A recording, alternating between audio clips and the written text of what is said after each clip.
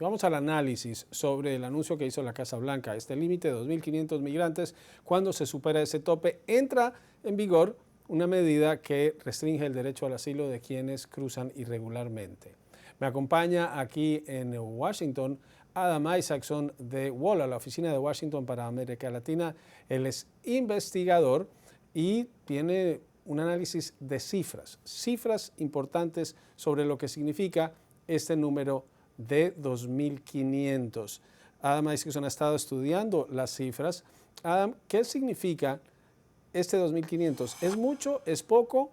¿Qué tanta gente está ingresando? Y ustedes lo han hecho y lo han puesto con cifras de la patrulla fronteriza en una gráfica que lo explica bien. Vamos a mostrarla para que nos digas qué significan los colores y qué significa lo que está ocurriendo a partir de hoy.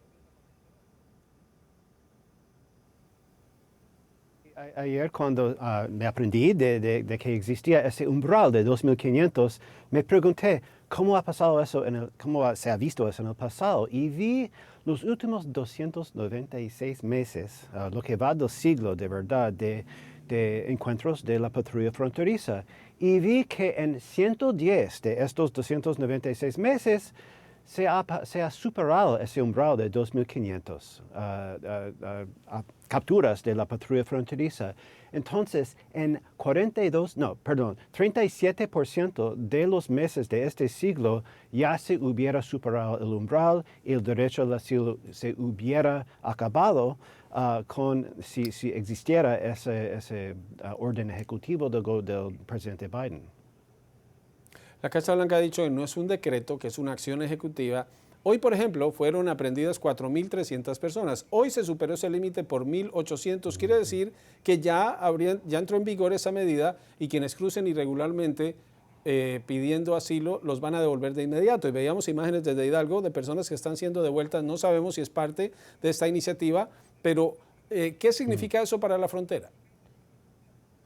Bueno, eso significa que, si un buscador de asilo se entrega y pide asilo, el oficial o agente de la patrulla fronteriza diría que no si esa persona cruza entre las garitas oficiales. Si cruza el río Bravo, si sube a la muralla, si pasa por el desierto, se entrega a la patrulla fronteriza le diría: no existe para usted el derecho a pedir asilo. Aunque la ley de Estados Unidos dice que usted puede pedir asilo si está en suelo estadounidense y no importa, según la ley, cómo llegó. Pero por el momento no tiene ese derecho.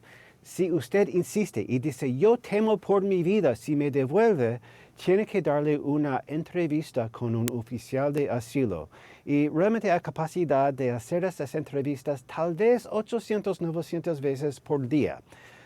Si no tienen esa capacidad, tal vez no tiene que hacer esa entrevista. Otra cosa que pasa, si usted es mexicano, es fácil devolverlo a México. México también ha aceptado las devoluciones de algunos ciudadanos cubanos, haitianos, nicaragüenses y venezolanos. Pero los demás nacionalidades tienen que ser deportados por vía aérea. Y en muchos casos eso es demasiado costoso. Hay alrededor de 130 vuelos mensuales a todo el mundo. Como el 90% de ellos van a México, Centroamérica, Venezuela y Ecuador. Y el resto del mundo no tanto. Entonces, para muchos ciudadanos no va a cambiar mucho. Aunque no tienen el derecho de verdad de pedir asilo, no hay dónde enviarlos. Entonces muchos van a seguir siendo liberados dentro del interior de Estados Unidos, igual que pasó durante la época del Título 42. Título 42, que fue la emergencia sanitaria impuesta durante el gobierno de Trump.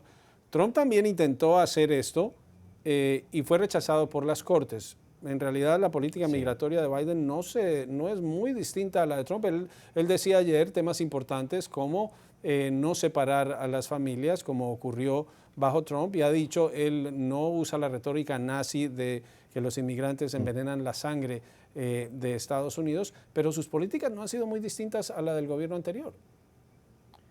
No, a finales de 2018, Trump buscaba hacer lo mismo, rechazar el derecho al asilo para los que cruzan de la manera irregular entre las garitas. Lo de Trump no tenía el umbral de 2.500, no tenía ningún umbral. Y no tenían tantas excepciones humanitarias como lo de niños no acompañados que tiene lo de Biden. Aparte de eso, es igual. ¿Y qué pasó? Cuando Trump buscaba hacerlo, se justificó en una parte de la ley de Estados Unidos diciendo que el presidente puede parar las entradas de una clase entera de migrantes si es en el interés nacional de hacerlo. Y lo hizo, pero los cortes dijeron que también, como acabo de decir, la ley de Estados Unidos a la misma vez dice que usted, una vez que esté en el suelo estadounidense, tiene el derecho de pedir asilo sin importar cómo llegó. Y los cortes dijeron, bueno, tal vez puede prohibir la entrada, como hizo Trump con su prohibición de musulmanes, famoso en el año 2017, pero no tiene el derecho de prohibir a alguien quien ya llegó y está pidiendo protección. Y es muy probable que eso es lo que van a decidir los jueces esta vez también.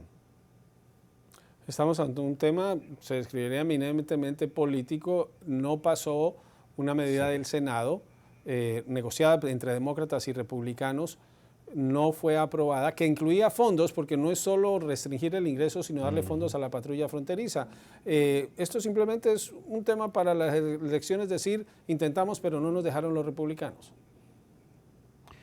Pues sí, gran parte de eso tiene que ver con mensajes políticos y lo vimos ayer en las declaraciones de todos los políticos involucrados, empezando con el presidente. Están buscando ventaja política. También creo que el gobierno de Biden está buscando hacer o implementar un fenómeno que hemos visto muchas veces en los últimos 10 años. Cada vez que el gobierno de Estados Unidos o el gobierno de México anuncia una nueva política que endurece el trato a buscadores de asilo o algo así, hay un periodo de algunos meses en que las cifras bajan y no se ve tanta migración en la frontera, el tema desaparece de los titulares del país para un ratico.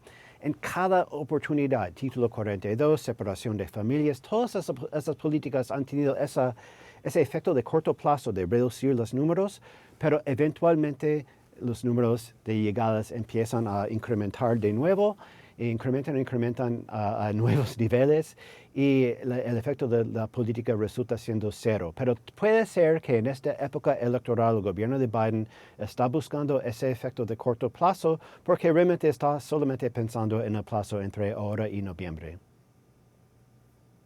Adam Isaacson es investigador de WOLA, la Oficina de Washington para América Latina, Centro de Defensa de Derechos Humanos y de Investigación. Gracias, Adam, por estar en Directo USA.